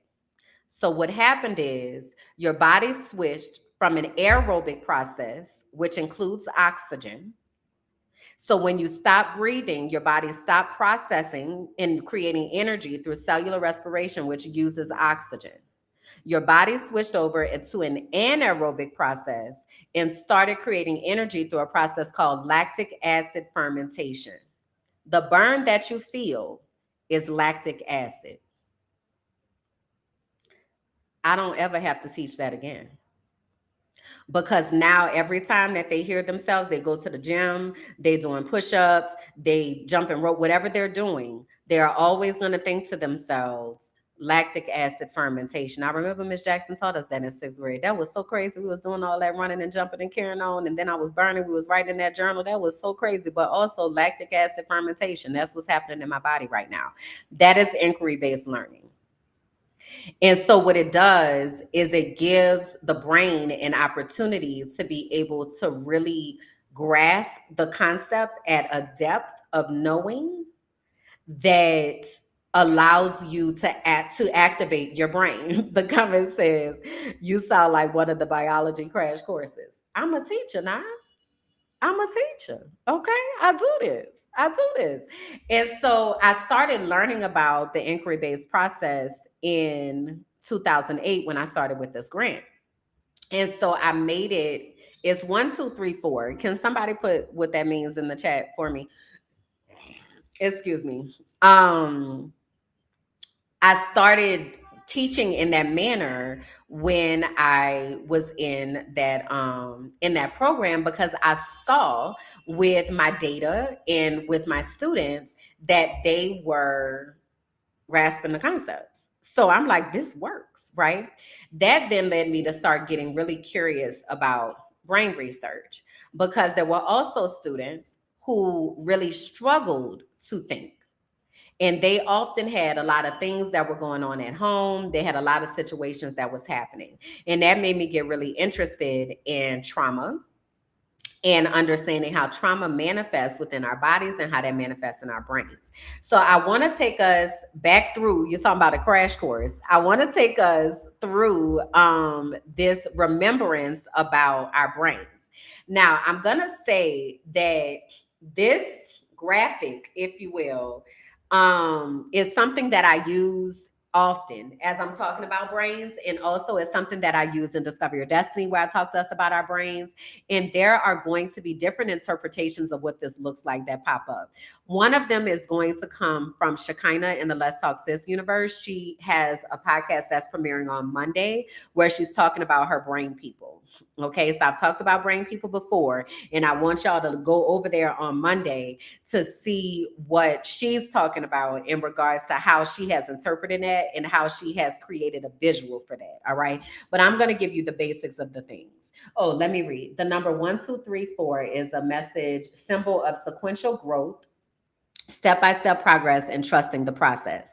Seeing this sequence indicates you are in a building phase and moving forward with cosmic alignment. It encourages you to declutter your life, focus on your aspirations, and build a solid foundation for the future. That's from the Google AI. Do with that what you will. All right. Okay. So we have our brain here on the screen. And so our brain is divided into 4 different sections. I'm going to start here at the bottom with the brain stem. Okay. So the brain stem is the part of our brain that controls the involuntary systems, like our breathing, our blinking, like the things we don't have to think about. This is also where our fight, flight, or freeze response lives. The brainstem works with the limbic part of the brain, which is the next area up here, when there are times of emergency where we need to act. If we think about the limbic area, this is like the security guard of the brain, the amygdala. So the amygdala is letting us know either things are good to go or something is wrong and we need to figure out what's happening. We need to shut everything down. We need to go to fight, flight, freeze, fawn response. Okay. If the amygdala says that everything is fine, then the hippocampus remains online. That's where our short-term memory center lives. And then we're able to access the next part of our brain, which is the prefrontal cortex. The Prefrontal cortex is the part of the brain that controls impulse, insight, and empathy. It's the decision-making center of the brain. It is also the part of the brain that is not fully developed until the ages of 25 to 27. The top part of the brain is called the cortex. This is the part of the brain that moves us beyond the automatic things that we're doing to awareness, where we're able to think about our thinking. Okay. So, in this context, I want us to think about this as our upstairs brain and our downstairs brain. Okay. Our downstairs brain is the part of our brain, again, that's automatic. These are things fight, flight, freeze, like we got to get it together. Our upstairs brain is what can I learn? What can I imagine? What can I do? How can I empathize with other people? Now, in order for us to be able to get into our upstairs brain, our brain has to be able to answer the questions that are here on the screen in an affirmative manner, meaning yes, to be able to move into those areas. So if you start at your the brainstem, that is where survival state lives. Our brain is asking the question, am I safe? If you are in a situation where you do not feel safe, physically, emotionally, mentally, financially, relationally, environmentally, professionally, your brain is going to continue operating in the brainstem. Now, keep in mind, our brainstem, we said, is the area where it's fight, flight, or freeze response, involuntary. So we're not able to do anything but sit in that circle loop. Am I safe? If you can answer that question, yes, I am safe. The next question your brain asks is, am I loved and connected? Do I feel seen? Do I feel heard? Do I feel valued? Do I feel connected? So back to when I was talking about people that wind up in cults, they're looking for a community where they want to know whether they are safe and whether they are connected. But if you're someone who has not yet developed the skill to understand who safe people are, and what safe people do and say, unsafe people do and say, then you wind up in a situation where you think you are safe and you're actually not. Right? So our brain asks the question, am I safe? Then we get, am I loved and connected? Am I actually connected to these people? What does healthy connection, what does healthy connection look like and feel like? Like, how am I able to exist in this space? After your brain is able to answer both of those questions, yes, I'm safe. Yes, I'm loved and connected. Then and only then can your brain answer the question, what can I learn? What happens is a lot of times we try to force our brain from this space of survival state into the executive state of what can I learn. In education, we talk about you have to Maslow before you can bloom. Maslow's hierarchy of needs. Let me actually pull it up so y'all can see it because I don't really know it by heart. I don't know all of it by heart.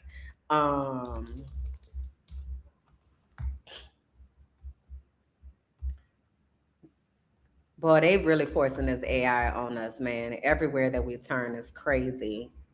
It is really, really crazy. Okay, so let me share the screen here. So Maslow's hierarchy of needs is first we have to deal with our psychological, physiological needs. Air, water, food, shelter, sleep, clothing, reproduction. If we don't have those things, we're not able to do anything else, right? This is also when Jesus would say things like, I'm going to feed the people before I minister to them. We have to meet those physiological needs. The next needs that we have to meet are our safety needs. Again, remember I said the first question our brain asks is, am I safe? Right? So that's physiological and safety. Personal security, employment, resources, health, and property. Once those needs are met, then we move into the space of love and belonging. Again, the next question our brain asks is, am I connected? Am I loved and connected? So we need to have love and belonging. After we have that, then we move in hey lumbadita. After that we move into esteem, right? So how do I feel about myself? What does that look like and sound like? And then there is self-actualization, which is where I have the desire to become the best person that I can actually be. So in education, we say you have to Maslow before Bloom's. Bloom's is a taxonomy about thinking. I already just finished telling you that if we are in survival state with our brain, that we cannot access the part of our brain that is asking, what can I learn? So there is no point in me thinking about a Bloom's taxonomy and how to thinking and thinking about my thinking and all that kind of stuff, and I haven't eaten today. I don't have a job. I don't have people that care about me, right? And so this type of framework is really helpful for us as we are trying to think through how to keep ourselves safe and how to be able to support our brain being in a space where I'm able to recognize who people are that are in front of me. If I think even deeper about what made me want to like dive into this, my enduring question was like, why do people want to harm children? I don't understand why people feel like children are people that they should just treat any kind of way. I don't understand. As having been a child who was treated that way, having seen how adults treat children, and having been a teacher who did my best to repair that and create a different memory pattern with kids, it really was like, why are people doing this to kids? Why are people so unkind to children? And when I look at cults, a common part of that is that children are the ones who are being harmed and the people who are most vulnerable. And so the work that I am tasked with and charged with is in helping us to be able to identify the safe spaces and places for us and our inner children too. Back to Kiki. She had an interview, or they had some kind of roundtable, something or other, on one of these YouTube channels, and they were talking about something happening on the internet, and Kiki said that sounds like two girls, one cup.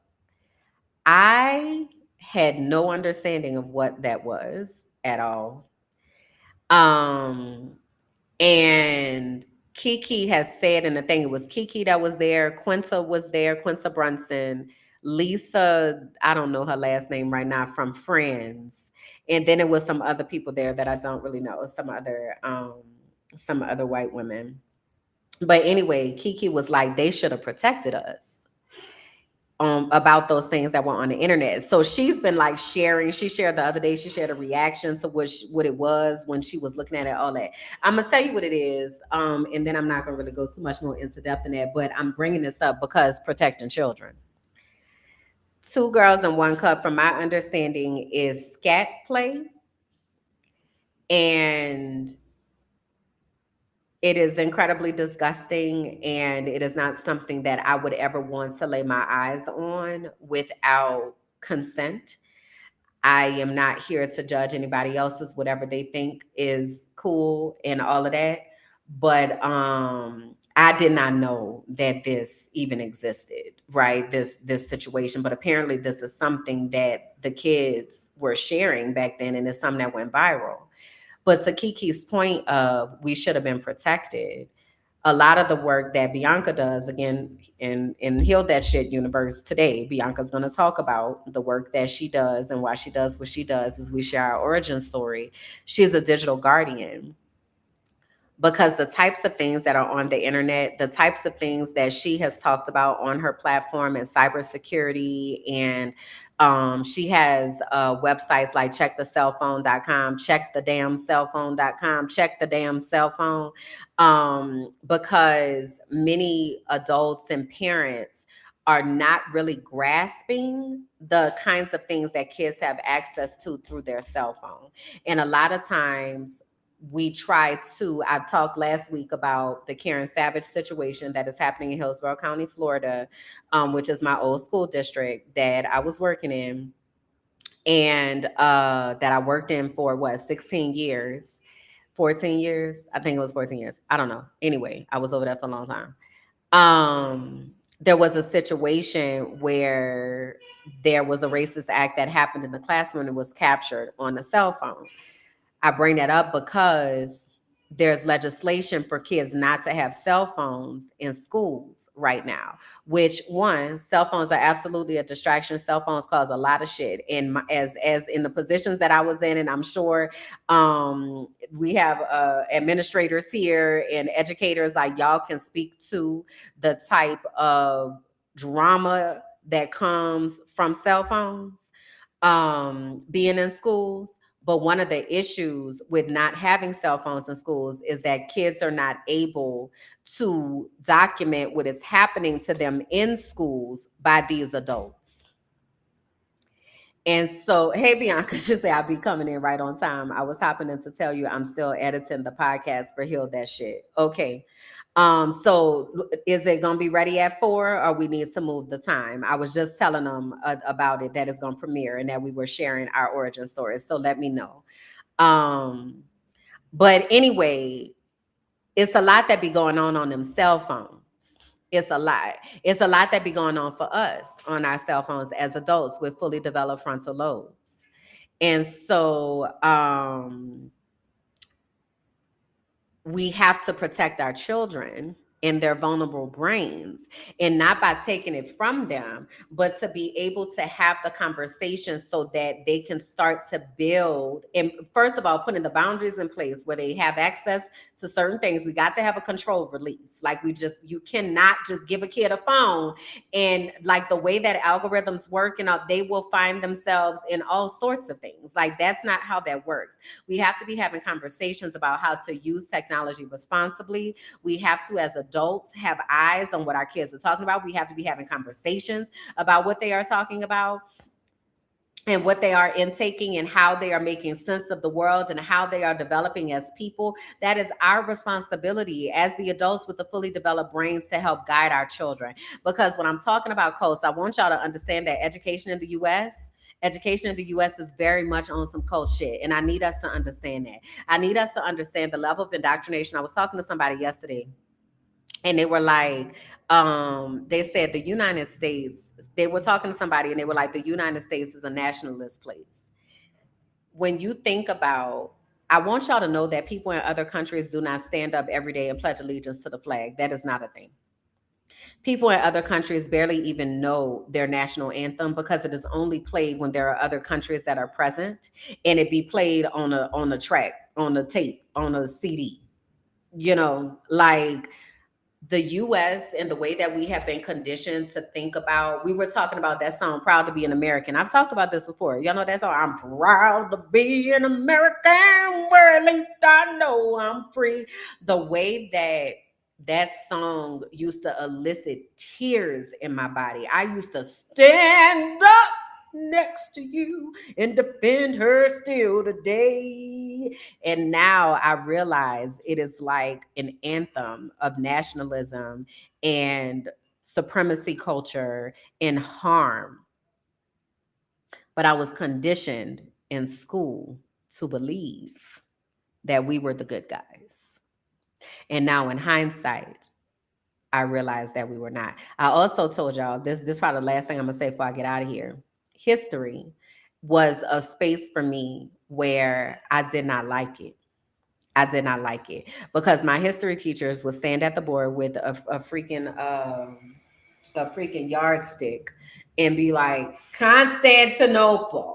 Sudden blah wah wah wah wah wah wah wah wah. Kazakhstan. Wah wah wah wah wah wah wah. I don't care. I don't know what you're talking about. I don't know why this is relevant to me. I don't know why are we even doing this? If history is not taught in a way of timeline and context of what was happening, not just in that one place at this time, but what else was happening around the world. And you all know that if you're from the US, we suck at world history. We suck at geography in our own country. But we suck at world history because we are taught to believe that the US is the center of the universe, and it is not. And so, in this learning how to think and learning how to teach people how to think, I was able to ask myself the questions. And when we are taught not to question and to just accept things blindly, it causes us to be susceptible to people who want to cause us harm. So when I say we have to save ourselves, we cannot depend on the school system to teach our children how to think. We cannot depend on our algorithm to let us know what's happening in the world. We got to put some intention behind it. We can't depend on that cell phone to raise our children. We have got to tap in and be active in curating the world and the experiences and the opportunities to be able to have lived experiences that are going to keep us safe and keep our children safe. The politicians are not going to save us. They don't care about us. And I don't know what else I need to say. Last week I talked about Jasmine Crockett.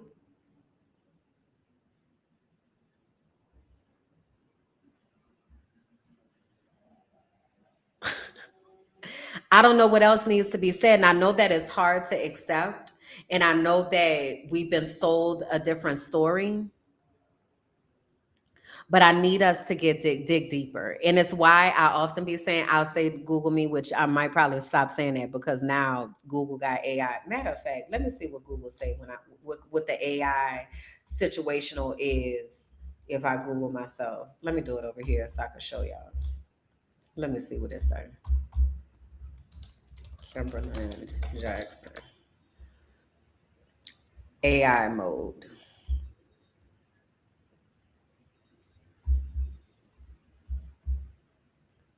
All right, let's see. Let's see what Google done picked up from the AI.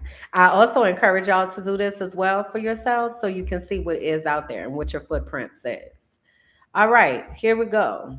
Where the screen at? Kimberland Jackson, Master's in Education, is an American educational consultant, author, certified success and purpose coach, and media host based out of Medellin, Colombia. She is best known for her work surrounding culturally competent education, social emotional learning, and personal transformation.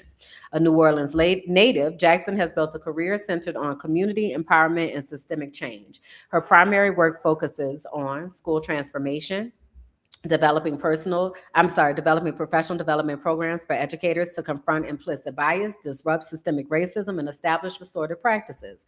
Consulting, serving as a key specialist and team member at Teaching for the Culture, an organization dedicated to equitable educational environments. Sorority leadership, active, come on now, let me be a prominent member of Delta Sigma Theta sorority.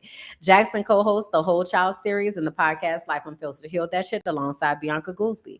The platform center on breaking generational cycles of trauma, managing grief, and establishing healthy emotional boundaries. She also worked in the past as an online TV host for the community organization Beautiful Brown Girls. Coaching programs. Through her brand, she operates the personal development platform Discover Your Destiny, which hosts spiritual and professional cohorts aimed at uncovering personal purpose and clearing emotional clutter, according to the AI. So, I felt led to deposit all that today. And I really only want to be able to lead you back to yourself so that you are really able to exist in the fullness of who you are and the gifts that you have for this world. There are people that are waiting on you. And I also shared with somebody the other day, I said, I don't come into people's lives if they are not ready to make a shift. And I definitely don't stay in people's lives if they're not ready to make a shift. I don't. There are people that I have crossed paths with where they like trying to like hold on with slipping fingers. You're not going to be able to hold on if you're not ready to show up in a way that is going to really honor the purpose that you have here on this earth. You are going to slip away because I am going to keep moving towards my purpose. That is what I'm here for. That is what I'm destined for. And that is what I'm called to do. So if that is you, lock in, twin. Lock in, twin. Okay. So if you are wanting to talk about coaching or anything like that, you can go to dyd25.com and you can learn about Discover Your Destiny. I'm not, the coaching cohort for the summer is closed. So if we haven't already had conversation about that, that's, you're not going to be able to do that. But I do still do individual coaching, and individual coaching still, you can exist through the Divine Exchange track if you need to, or the Destiny track where you just pay for it.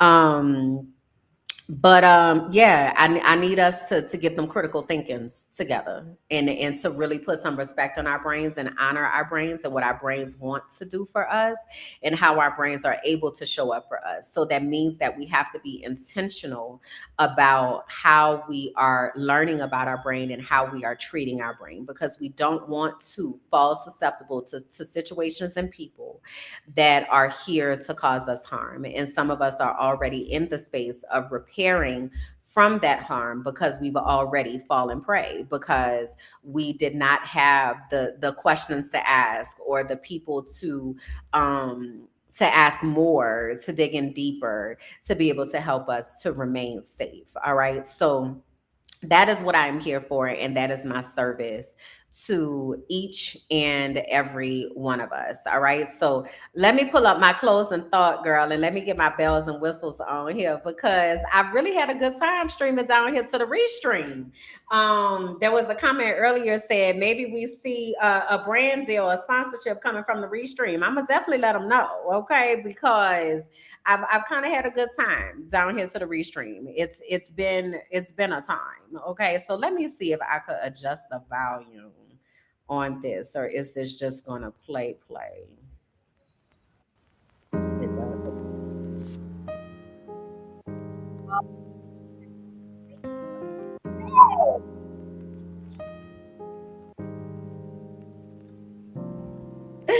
Sis is back in the seat. I think we are here. I think we are here. I think it has been found. I think it is time to go to the next level.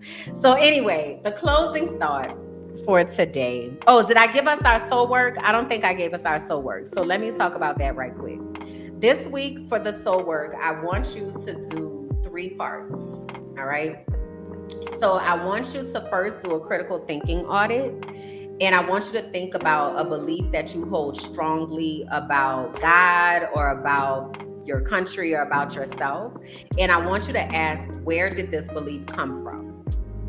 Did you choose it, or was it handed to you? Have you ever questioned it? And what would happen if you did start asking questions? Okay, that's the first part.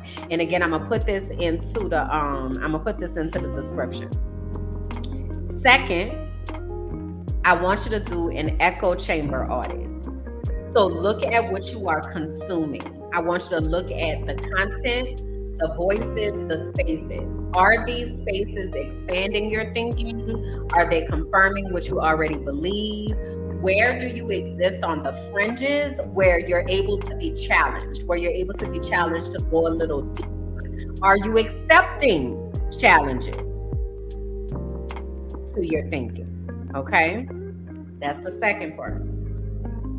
The third part is, I want you to build your direct hotline with God, the universe, source, however you identify and quantify. With side note, what I'm probably going to talk about next week is I'm really working on degenderizing God.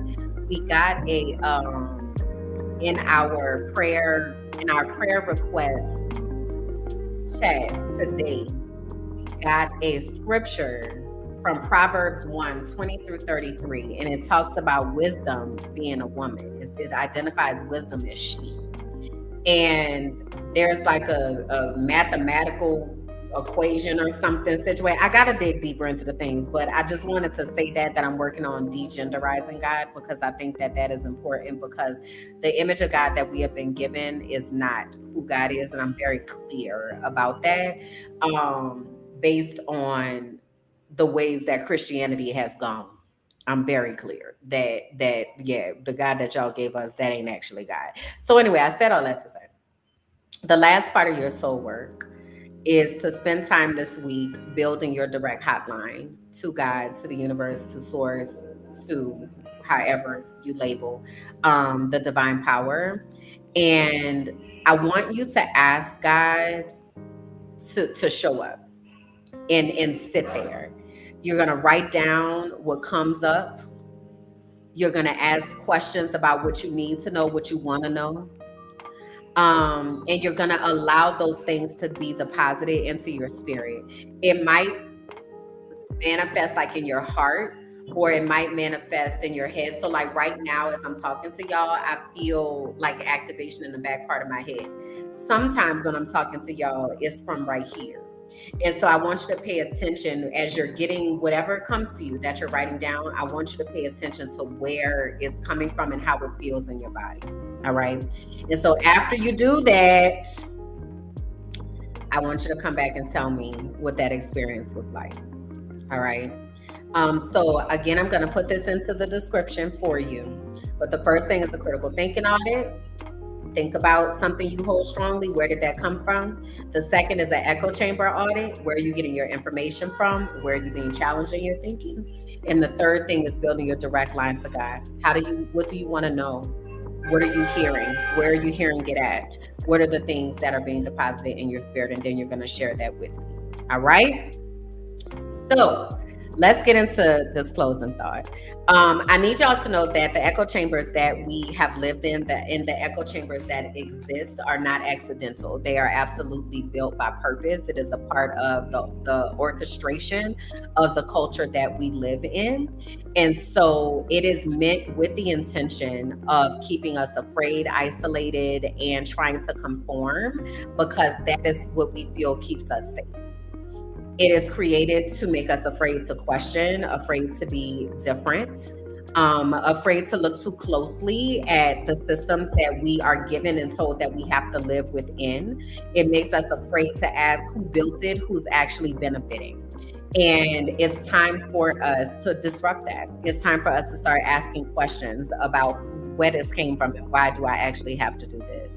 There's an author that I love named Bell Hooks, and she talks a lot about culture and the way that we get through culture. And so I have a quote here from her. It says, "Dominator culture has tried to keep us all afraid, to make us choose safety instead of risk, sameness instead of diversity. Moving through that fear, finding out what connects us, reveling in our differences. This is the process that brings us closer, that gives us a world of shared values and of meaningful community." When we are trying to move through fear, that's not something we're supposed to do by ourselves. We are not designed to live this life by ourselves. That is not what God intended for us. Okay. Individualism is something that was given to us by whiteness and given to us by US culture. Which is why the most radical thing that we can do right now is to really find each other. I use lighthouses as a description. And if all of us are turning on our lighthouses, then people that are in darkness that are looking for the light are able to find us, right? So we're able to build the rooms where actual thinking happens, where questioning happens. We're able to create communities where people don't have to pretend that there's somebody that they're not. And we're able to answer questions about who God is to us personally, as God is not owned by anybody. Okay. So, one of the most vital ways that we can sustain ourselves is by building a community of resistance. Places where we know that we are not alone, places where we have other people alongside us that are also in this fight and seeking to disrupt and dismantle all of the things that we were programmed with. So that is why I am here on the Frolicking Truth. That is what the Kimberland Jackson KJU universe is about. That's what it means to be a keeper who is committing yourself to keeping certain parts of our culture and our history and our lives alive. Okay. So our mission, and the thing that I want us to understand, is we have to save ourselves. And the beautiful truth in all of that is we don't have to do it alone.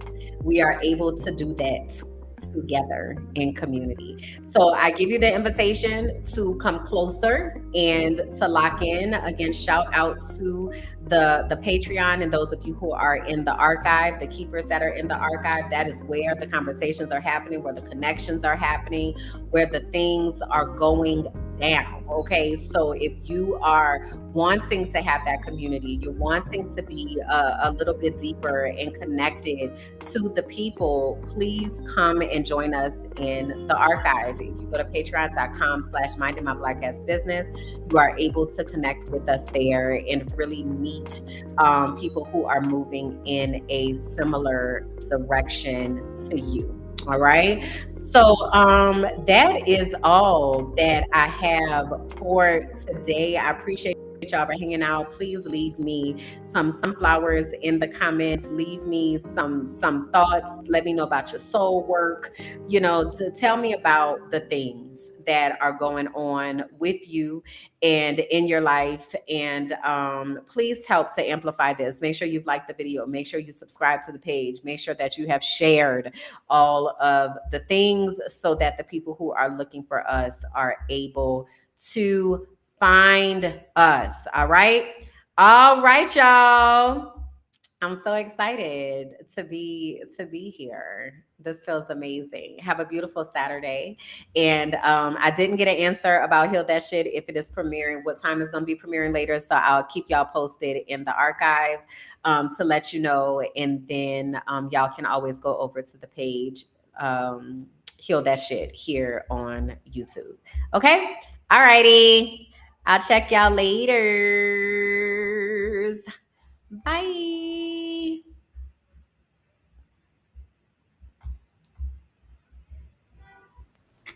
Thank you for listening to the Frolicking Truth, where joy meets justice and our nervous systems get free. Please be sure to like, rate, and comment. Subscribe to the YouTube page, Minding My Black Ass Business, and follow me on all social platforms. Until next time.